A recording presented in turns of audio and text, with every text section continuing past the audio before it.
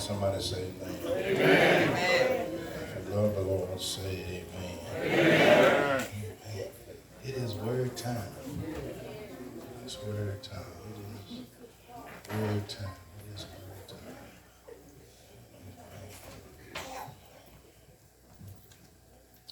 Amen. Everybody, get yourselves together.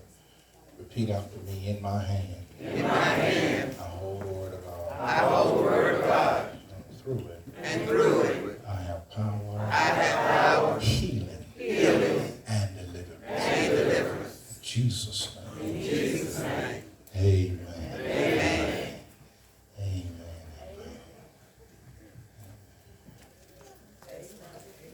We come this far by faith. Leaning on.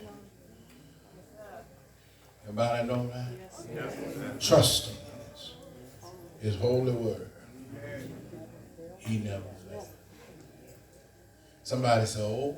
Oh. Oh. Can't turn around. Mm-hmm. Come too far. By faith. Hmm? Come this far by faith. Leaning on the Lord. Trusting in His holy word. He never fails. If you want to say, anytime.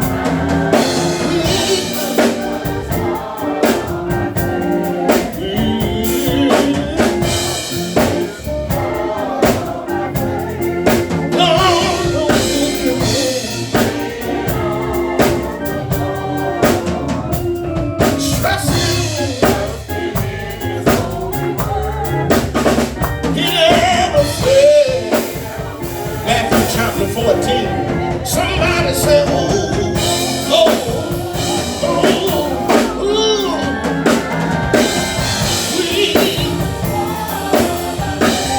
Somebody say, oh, Lord, can't turn around.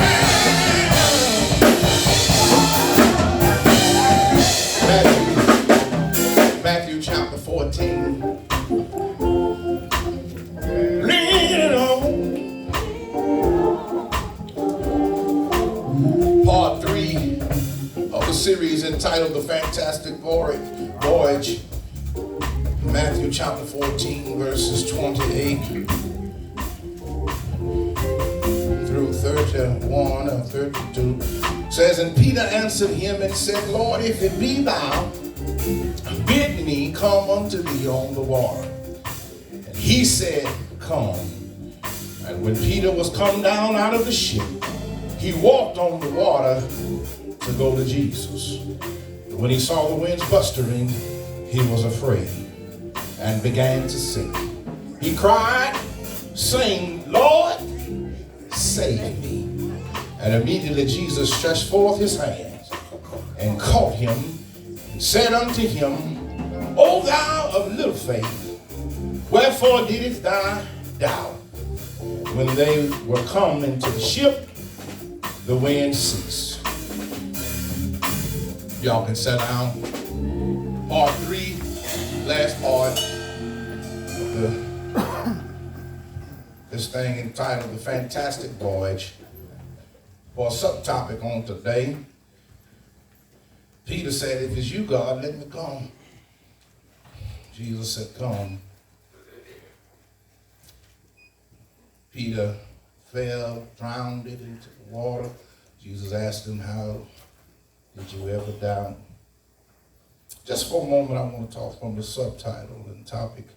You won't believe what happened last night. All right. You won't believe what happened last night. Let's just be honest. We ain't always been as good as we are. Amen. Come on now. Amen. I know I ought to have some amens in here. And we ain't live like we always living now. Ain't that right? Have any of y'all ever woke up the next morning and talked to some of your friends and said, God, you ain't gonna believe what happened last night. Some stuff took place last night. I know I'm talking to somebody. Have you ever done so much that the next day when they tell you what you did, you be saying to yourself, I can't believe I did all that last night. I wish I was talking to some real folks. Anybody know what I'm talking about? The way you done so much clowning and let that be real. I mean, come on now, let it be real in HD. We talking about real folk. That you done so much that you didn't remember nothing the next morning. Yeah, you was dancing on tables. No, not me. Yeah, you was last night. You were talking about folk. Yeah, when? No, not me. Yeah, you was. Last night. Anybody done did some stuff on last night that you just can't believe took place.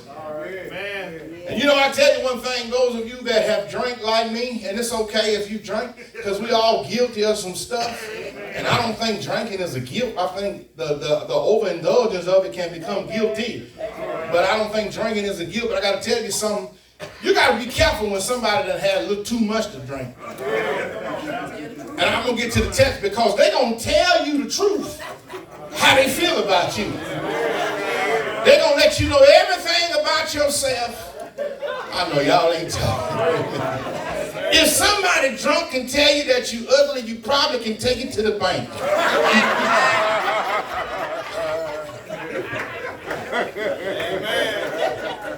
Ain't nobody talking to you. I'm going to get to the text, but ain't nobody talking to me right now. I know you probably don't want to say that, but whatever a drunk person tells you, they just telling you simply how they feel.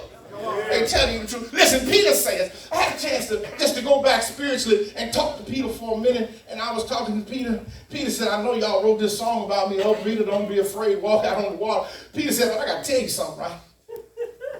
I said, Peter, how we come across this chapter here when they talking about you?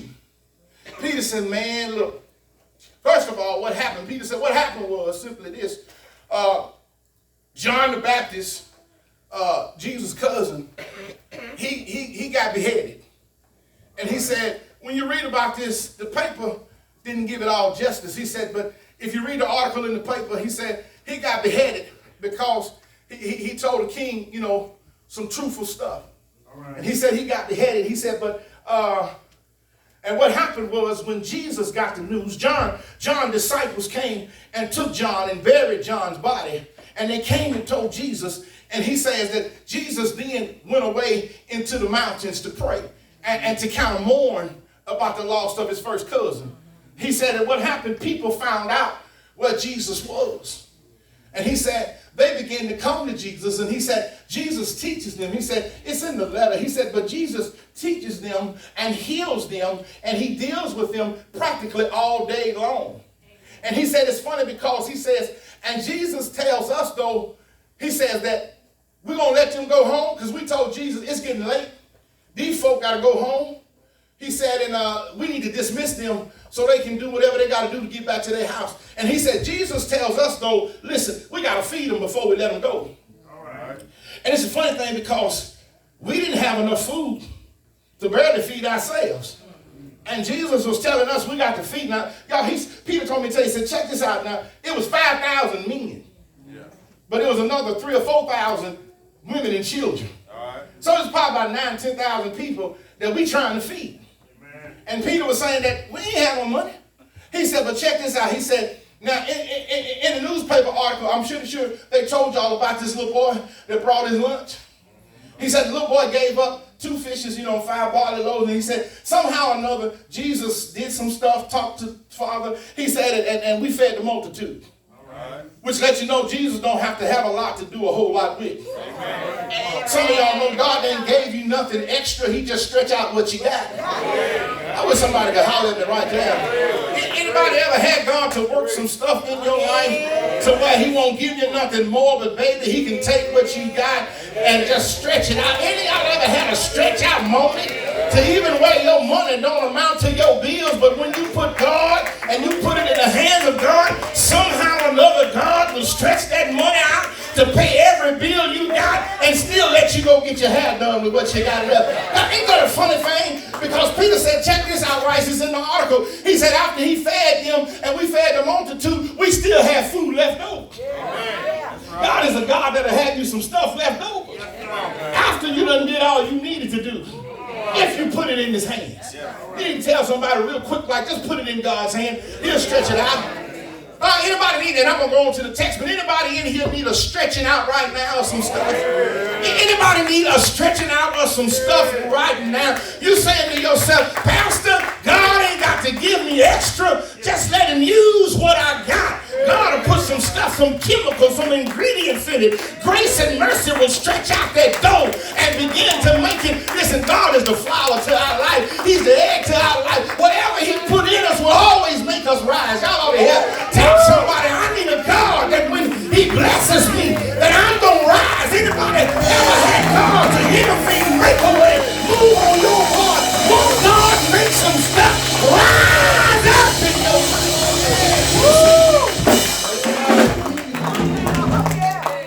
Peter said, Rice, look at here and drink your cocktail. Let me tell you the rest of it. All right. Come on now. Come on now. Y'all know I like mint julep. So, that's my drink. Listen. So, Go ahead, John. why y'all looking at me all funny for? Yeah, I drink mint julep. I done seen what some of y'all drink. All right, man. Come on, Ryan. Come on now. Ain't that right, Leslie? So he says, listen to this. He said, look, man, he said, now, we done fed these people. And he said, we got to send them away now. And he said, and what happened was, it's not in the paper, Joe, but what happened, I got to tell you the truth, the crowd was getting so rowdy because they had never seen the things that was going on that Jesus had to figure out an escape route. And I said to him, I said, well, Peter, what did he do? He said, well, what Jesus did, he used us as a distraction. All right. And I said, what was that? He said, listen, you'll read it in the article. He told us to get in the ship. And see, when they saw us getting in the ship, they figured that Jesus was in the ship with us. And they began to depart when they seen us leave. He said, but Jesus went out on the side and went back up in the mountain. Yeah. All right. Come on now. He said, now, Rice, he said, I got to tell you something. He said, it's a funny thing, because we were tired. We done fed all these folks. He said, some people wanted 2 pieces of fish and when, we could only have 1 piece. All right. He said they were trying to take plates home to their families. We told them they didn't come to the service. Don't act like y'all don't know in church. You always got these folk in church trying to pack plates home to some folk that didn't show up. I got to take it home to Daddy, but Daddy should have came to church. Yeah, I know y'all ain't talking to me now. Any y'all ever had that going on? Everybody know what I'm talking about? Especially if you're on the serving committee. Everybody want a lot of this and a lot of that. He said folk were complaining because we didn't have the right hot sauce. They were tripping because there wasn't no salt. They were complaining because the bread was too hard, but they didn't bring anything to help with. All right, come on, man. How many of y'all got them type of relatives in your family? They show up. They show up with a big appetite, but bring nothing to help serve nobody with. You know I'm talking to some folks. He said, listen, right? He said, man, listen, man. He said, the trip because we had to get rid of them. So he tells us, he said, listen, y'all get on the ship. He said, and take off. And I'm thinking to myself, he said, and go on down on the other side. So he's saying, that's not a big deal. All right. He said, because we only had 6 miles to row. Yes. 6 miles ain't going to take us long to get there. Because you got to understand, we fishermen. Yes. Water is second nature to us. Yes. So you got to understand, 6 miles is nothing. So we get on the ship, right? He said, we get on the ship, we take off. And he said, we just paddling along, talking about how Jesus done fed everybody. We saw some folk that were crippled get healed. We saw some folk that were blind get their sight back. He said, we on the ship just a rowing. Yes. All right. And he said, it's funny because we got out probably about 3 miles from our docking point to where we were getting ready to dock to. And all of a sudden, it got so dark that we couldn't see where we were going. In other words, he's saying, Rice, it got so bad to the navigation system was no longer any good. All right. He said, but we're only 3 miles from where we had to be. All right. He said it got so dark that we couldn't even turn around and go back. All right. He said, on top of that, the wind started blowing. Yeah. He said, on top of that, the rain started to fall. He said to himself, he said, I'm thinking to myself, we ought to be able to make it. Yeah. All right. He said, but the more we tried, we couldn't go backwards. We couldn't go forward. We was just in a panic of a standstill. All right. Brothers and sisters, have any of you ever been in a standstill in your life? Yeah. I wish y'all could talk to me now. Have you ever been to the point to where you can't make it to your destination, but you can't go back from where you docked from? All right. Have any of you ever just been there to where you really want to move forward, but it's so dark and it's so stormy that you can't move nowhere? And God has just got you in the middle of a storm. Y'all ain't talking to me. I got anybody, about 20 of y'all, that have ever just been in the middle of a storm. And the problem is, God, you the one told me to go. All right. And so it's a crazy thing. He said, Rice, he said, let me tell you this. I'm going to give you 3 points and then we're going to get out of here. He said, it's a crazy thing. He said, it's a crazy thing because we only had 6 miles to go. We're 3 miles in and then we can't go anywhere. Right. He said, now, Jesus has a funny way of teaching us. He said, maybe Jesus was teaching us how life is going to be without him. All right. Okay. And maybe he wanted us to be an example to tell y'all that if you don't have him in your life, this way you'll be in your life. All right. All right. All right. Come on now. He said, I really don't know. He said, but boy, you won't believe what happened last night. He said, it's beginning to be almost morning time. Yes. And we've been fighting. And we fighting these waves and we rolling and rocking and rocking and rolling. And we see something All right. coming out to us on the water. All right. Come on now. Peter said, Joe, I know you drinking your mint julep, but I'm not a drinker. He said, so I couldn't figure out what it was. So we all cried because we figured that our life was coming to an end. All right, Lord. He said, but it was at that moment to where we cried out, Jojo, he said that the Lord told him, be not afraid. All right. Come on now. Be of good cheer. Yes. For it is I, said the Lord. Amen. You know, it's something when you grow up, you can be in a painful situation and just to hear mama's voice. And y'all ever saw a change in your life to where you felt pretty good about things? And so Peter said, that's how I felt. He said, Rice, you know, he was pretty cool. Man, Peter was tight that night. He said, Rice, he said, it's pretty cool. He said, so what I did was, I said, Lord, if it's you All right. in the storm, Yes. y'all still ain't getting it. Come on now. Next, you cut all the lights off, and I got to set this thing up. Peter, y'all know I was sitting, but I still, he was saying, he said, cut them off. He said, Lord, if it's you, let me come to you All right. out on the water.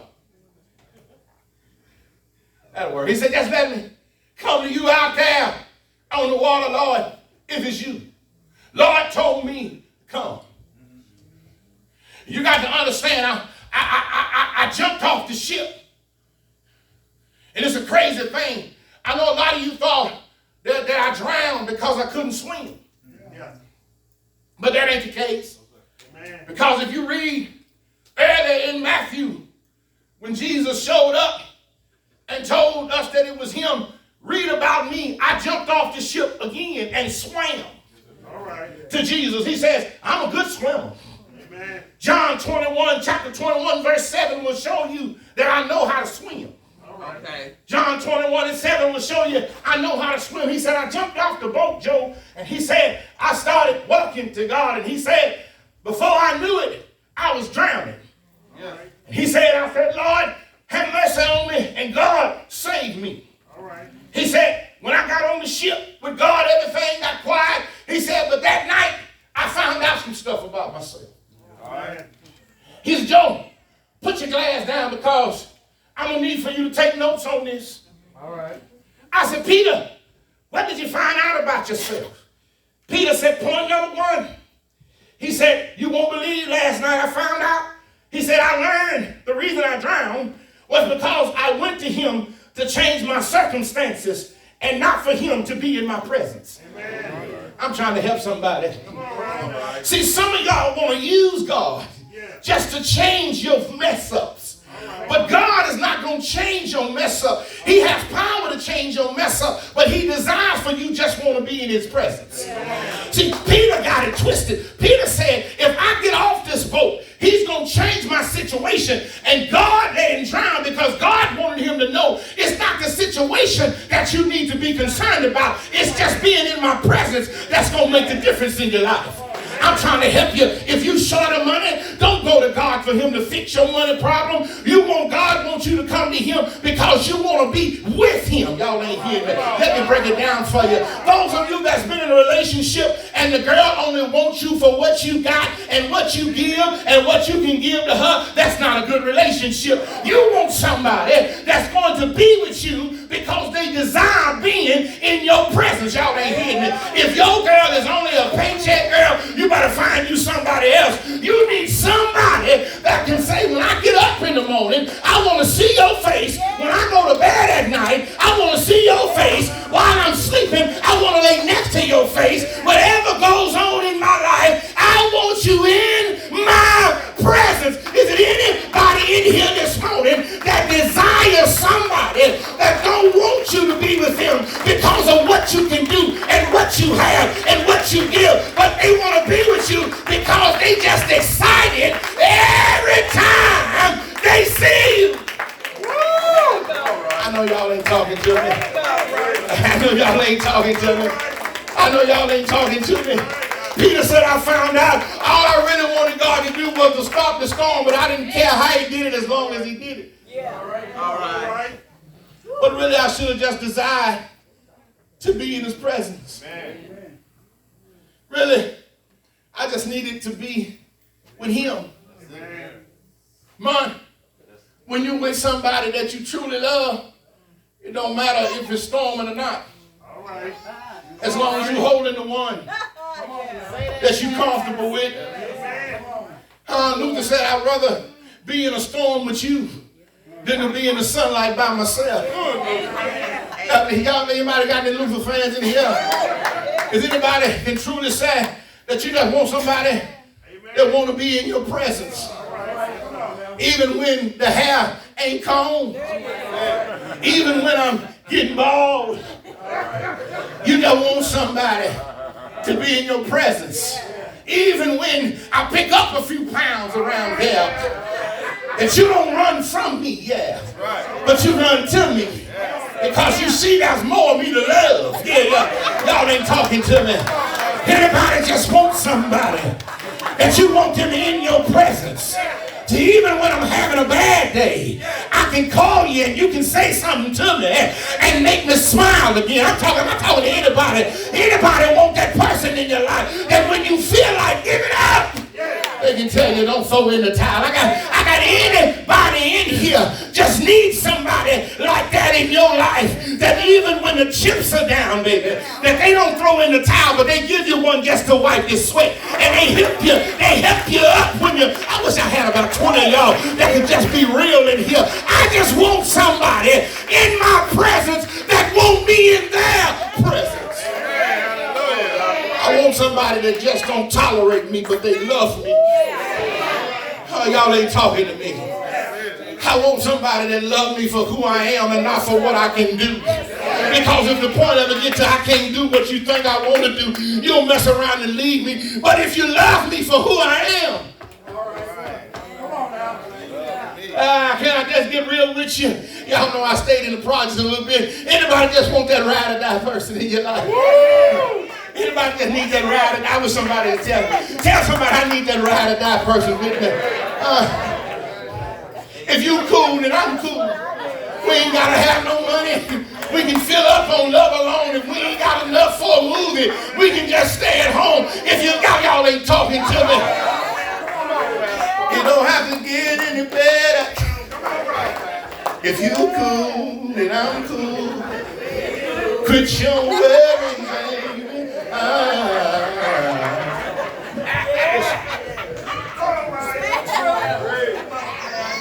Get a little beach up, baby. Let me hold your time, love. Listen. Watch this.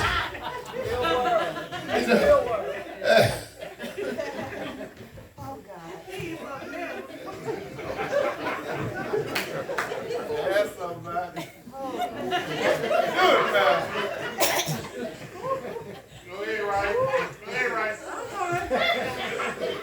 Y'all.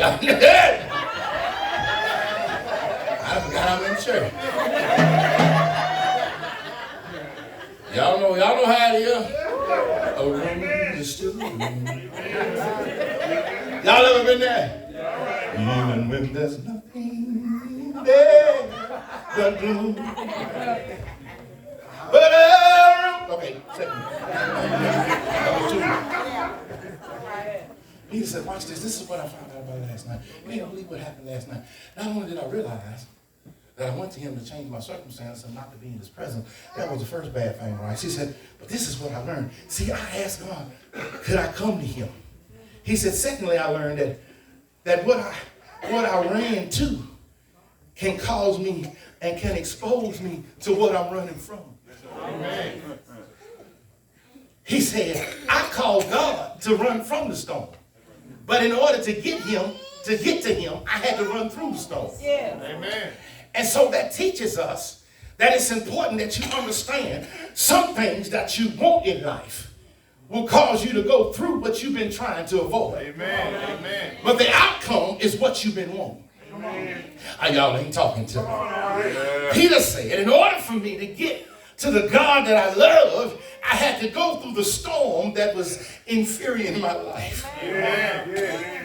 How many of y'all had to go through some stuff to get to some stuff? Oh, I wish I had some folk in here. How many of y'all had to go through some hard stuff to get to some stuff that God had promised you? And here it is. I don't know what Peter was thinking. I said, Peter, listen, I don't know what you were thinking, but in order to get to God, you're going to have some trials and some tribulations. But you got to keep your faith in the Lord. But sometimes what you run into will expose you to what you're running from. Come on now. Amen. I never thought that. I'm running from him because I don't like him being my supervisor. I'm going for this new job. But you're gonna need his statement to get that new job. You're gonna have to still go through him to get what you're fighting for. Amen. And that's why some of us never get what we want, because we won't fight through what we got to go through. Amen. But I got any fighters in here that's determined that when something's in your personal view that you're going to fight to get to it. And it don't matter about the storm, because God told me to come. And that's what he forgot about, Doug. He forgot that God had given him the okay to come. And he forgot about that. And he started listening to the bustering winds. And he said, Joe, thirdly, he said, I'm done. He said, Joe, listen, man, take a good drink before I tell you this one. I said, what is it, Peter? Peter said, look, that's what I found out last night. I said, what? Peter said, you won't believe it. God tells me to come. I step out the boat. Peter said, I found out that my soul was suddenly assaulted by my senses. Amen. I said, Peter, what you mean your soul was assaulted by your senses? He said, because I was walking on water until my mind told me that's not natural. And he said, when I got back in the physical realm of things and realized that what I was doing was not natural, he said it made me fall down in water and drown. My brothers and sisters, I got to tell you, we don't serve a natural God, but we serve a supernatural God. And God does not always do things that make good sense to us, but the outcome of what he does is always the right thing. Anybody here ever seen God work some stuff out for you supernatural to the point in your life to where you didn't realize how it was done, but it got done? My brothers and sisters, you got to be careful not to let your mind destroy your blessings, because no matter what the mind said, you got to understand that your soul belongs to God. And when God tells you to do something, brothers and sisters, you just got to move forward into it. It makes no difference how it looks or how it seems. And I think that's why the scripture said that we walk by faith and not by sight, because God does not always do things that make sense, but God do things that don't make sense. So you will know that it's nobody but the Lord that made a way for you out of no way. Have I got anybody here that God done some stuff that did not make sense, but he done it anyhow? If anybody here know that God can do some things that don't make sense, but he done it anyhow? Ask the blind man. The blind man said that I could not see, and I went to Jesus, and Jesus done some stuff that don't make no sense. He put his spit on dirt and rubbed it in my eyes and told me to walk blind down to some water. But what I got to tell you is, when I washed my eyes, what did not make sense started to make sense, because my eyes came wide open. Is it anybody here? No, God will do some stuff that don't make sense, but it's sense in the end of it all. Have I got a witness in here? Is it anybody here? Let me catch this woman running by. Woman, where you running from?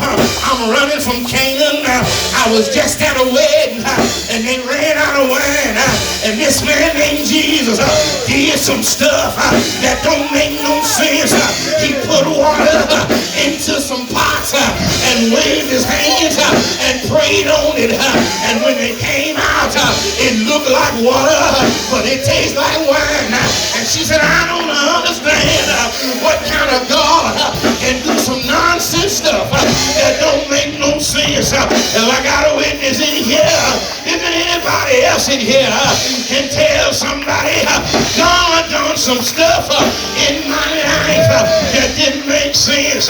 God made me lose my job,